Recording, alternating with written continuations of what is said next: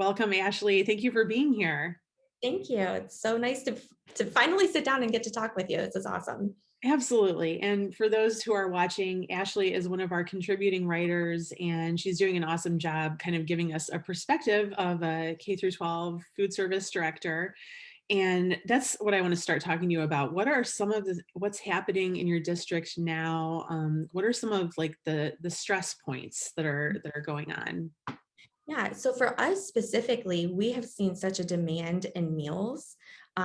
We thought we were serving a lot of meals before being in a high free and reduced school. But over the summer, I mean, it just ramped up. We were serving 23,000 meals a week in such a small district, and that need hasn't really gone away, although the numbers went down, but we're serving on-site meals, we're doing curbside meals, we're doing the weekend meals, we're doing all things. So the team is tired, and I know that that's what a lot of colleagues are experiencing right now. And it's like now we went from like having one operation to multiple operations. So how do we effectively feed students in school and make a menu that meets that, but then a menu that meets the curbside, and then who's going to stay Wednesday night to work curbside? Right. um Just the scheduling alone the is a scheduling has lot. been a lot. And then, just having team members off, it seems like this year we've had, because of the being tired, like they want to take those personal days or they had to be quarantined. So, Yes. it's just the staffing has been definitely a challenge. For sure. And I think just in the work world in general, there used to be like sort of a badge of honor of like, I'm coming in even though I'm sick. But now it's like, whoa, whoa, whoa, this is life and death. Please don't. Like, do not come, please. There's that too. And then just on top of everything else. So it's like food service professionals are feeling the heat, they're feeling the stress. And this sort of brings us to your like career move, what you're doing next. And it's about wellness and coaching and recognizing the fact that like you can't help others when your own cup is empty. So tell us about your consulting and the Fig app.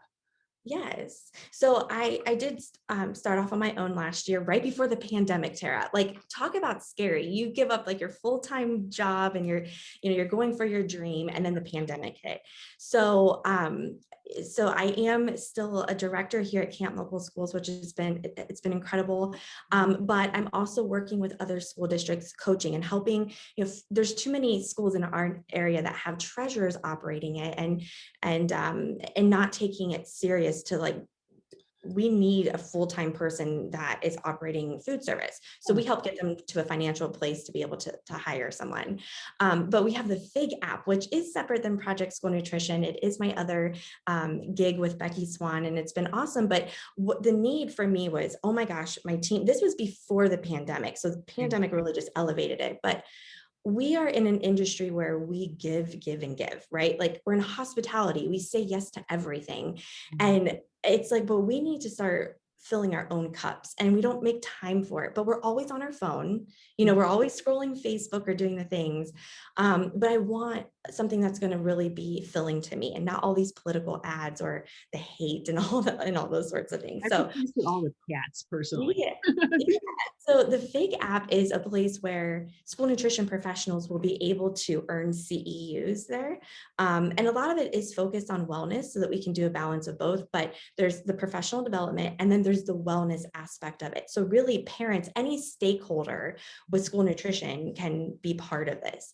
And with the wellness experience of it, there's shorter videos. We were talking about this before we went live, but we our attention span these days, and we're getting so inundated with content and information. So short videos that really help you learn how to fill yourself up. And the thing is it's a journey, right? Like, our wellness is a journey. So, you might start one thing and you're like, I hate to run. That's not for me. Or meditation, that just sounds so cuckoo. Like, who does that? But until you start dipping your toe in all these different realms, you don't really know what could truly fill you up. So the goal is to present this to school nutrition professionals in a way that can relate to them at their level where they're at. So I'm really excited about that. Really. And that's why I love covering school nutrition so much, is because there's so much heart there, and there's so much I really just think that people in this field do it because they love kids. They want to feed kids and help them get into the future, help our communities. Like, it's such an important job. And really, with these schedules, and many professionals have their own kids who are, doing virtual learning, and I had, as you know, I had a handyman in my house all last week, and he was great. He was an interesting guy. I was like, you need to come on my podcast because he had some stories to tell. But it was noisy, and my daughter was doing her virtual school the next, and I love working from home, but this was like I was kind of a little bit at my breaking point, and I actually got a she shed. I went out to my tool shed and I was like, this is now my place to be, because I felt like I had nowhere to go. Like, it's really, and then now since the renovation's done, I've gotten back to yoga, which is amazing. And I always know that it's going to make me feel better, but it's just the fact of doing that, of making that time for yourself. So you had a meditation coach Mhm. on one of your videos that you did for your community to watch and to see. So what were some of like the nuggets of wisdom that you gleaned from this person? Yeah, so Suni Moon she's actually a coach on the Fig app, and how I know her is because I started going to her meditation classes in person. Oh, And she introduced me to like sound baths and just this whole realm of yeah, it's incredible. And if you don't know what a sound bath is, we kind of oh, talked about that. Look it up. I'm sure that somewhere in your area that there is one that exists. So you should definitely try it. But so we had Suni on our podcast just to talk about the content that would be in the Fig app. And one of the things she really focused on is just being present in the very moment, like not 1 minute before, not 1 minute after. It's just in this moment right now. How do I feel? I'm safe. I'm right, confident. I'm alive. I'm healthy and I'm well. So she really focused on that. And then she kind of took us through a guided meditation because I don't know about you, Tara, or anyone who's watching this, but to slow your mind down and stop thinking about all the things, it's a challenge in oh, itself. oh, Really, really hard. And so she kind of walked us through that, but you won't always have someone who can be there to guide you, right? It's learning those tools to do it. right. You have to put those in your So tool belt. Yeah, yeah. yeah, and she talked about being like the observer in your life and Mhm. a reporter and like the different kind of stages. Like when you're in the moment and you're feeling emotional or you're really heated about something, it's kind of like, how do I take myself out of my body, so to speak? You're not, but how do I step away? And if I was a reporter, what am I observing about the situation? I And love it just, yeah, and it makes total sense when you hear it, right? And then you're like, well, how do I make this work in the moment mm, when I am right. the food truck didn't bring all my food in and you know the pandemic starts and now we're just like what do we do so Oh, it's yeah, it was a simple, great but it's like conversation. it's deceptively simple because it's like just empty your mind of all thoughts, but it's like Yes. it takes some practice to do that. And there's some element of that I've seen, because I do the yoga with Adrienne on YouTube. Is a really, if somebody's looking for an at-home practice and they're have not heard of Adrienne, you got to check out Yoga with Adrienne.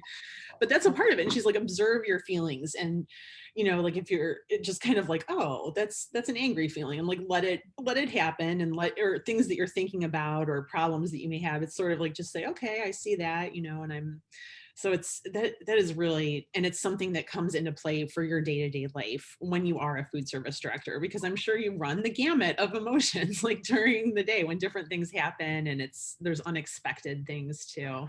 And she talked about the vibration, right? Like I was bringing up the sound healing, and we are just as living beings, like we all have a natural vibration about us. And we and normally hear people say, "Ooh, like they're just really negative, a really positive person." Or is it It's like not an aura really. too? Is that part of it? Yeah, I mean, I get, but she goes more in depth on it on the app, Yeah, so I don't want to get it wrong. right. But like when you hear music, right? It's like that pulsing, that vibration that we might not be able to necessarily feel it, we hear it. And that's the thing, like even in the workplace, right? Like Versus our the energy, different one is what you're yeah, like saying. Okay. our energy that we bring into our kitchens is going to make or break that day. And so it's like, how do we just kind of, get ourselves in a space to where we can be a little bit more calmer or a little bit more understanding. Um, because we need each other more now than ever before, for sure. Sure, yes, and it's just having that support and having and you spoke to somebody, you had somebody on who talked about motivation too, because that's another kind of like sticky. Yes. Warren Shields, which a lot of people will probably know him out of New Jersey, and he's been really involved with SNA. But Warren is also another coach on the app, and he specializes in more of the personal development side, the motivation.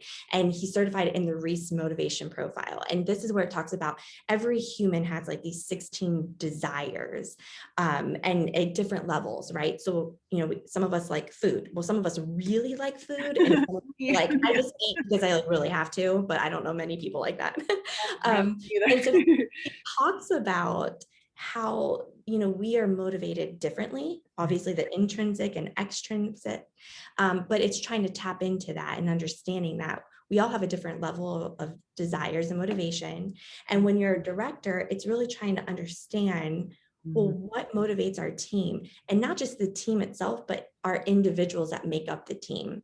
Because we might think, well, we're motivated by words of affirmation or something, but that may not be how someone on your team feels appreciated and or is motivated. So It's a different like language for everybody. And I would think that those motivations change for each person, like as your career goes on and even probably as your day goes on. So it's kind of like trying to calibrate that for everybody or to find it kind of is. like a middle ground where it's like this is something where I can take it with me and I can Mhm. yeah, it really does make a lot of sense that it's like you just have to take care of what's going on in here. What because people sometimes make assumptions and like the biggest thing is like not to take anything personally. It's one of the four agreements, which somebody just reminded me of the other day. And it actually is a K through 12 operator who discovered that. And then it reminded Oh, me the like same post from, I think I've seen the same post, and I'm trying to think who did that because it was Joe, so good. Joe Urban, I think. Oh, okay, yes, he Uh-huh, did. and one of the and I read that, like, years and years ago, and it was a hippie at, like, Ohio University that was like, "Just you need to read this," and I was like, "Okay," 'cause I think I probably had a crush on that hippie man, and I was like, "Sure, I'll check it out," and, like, lo and behold, there was something that really stuck with me, throughout my life, but it was just one of the agreements that I remembered, and that was to not take anything personally. It's like if someone is and it's just really hard. It sounds kind of crazy, but if you can sort of aspire to this where it's like people's actions are it's their stuff, like it's not your stuff, like it's not up to you, you can't control somebody else's feelings, in other words. And I think a lot of people like really just wear themselves out trying to do that, trying to anticipate like this person's going to be mad at me and then if I do this. So Yes, it's so true. And this is a weakness of mine. And I think, again, we're in that yes hospitality business where we're always yes, yes, yes, please, we're people mhm, pleasers. But we do have to, I try to, when I get myself in those situations where I start taking things personally, mhm, sometimes I try to do like these mind shifts where mhm. I say to myself, um, well, let me help them understand. And maybe it's that they're just don't understand the situation. So I Yeah. try to take that off, like, nope, it's not me. They just are maybe misunderstanding the situation, or how can I learn from this? Mhm, Because mhm. it's hard. I mean, we Yes. just take it personal sometimes. Yeah, and like And and we work shifting. hard. It is, it's hard not to. It really yeah, it's just kind of like the meditation. It's something that, like, if I can keep reminding myself to keep striving for it or, like, drinking enough water, those types of things, like, just keep trying to do it. So what do you have coming up? What are some of the other, I think you mentioned something that was kind of, like, ergonomically focused, which is something that I've just done an article about, and I can put a link somewhere to that one. I don't think it's out yet, but what is going on with that?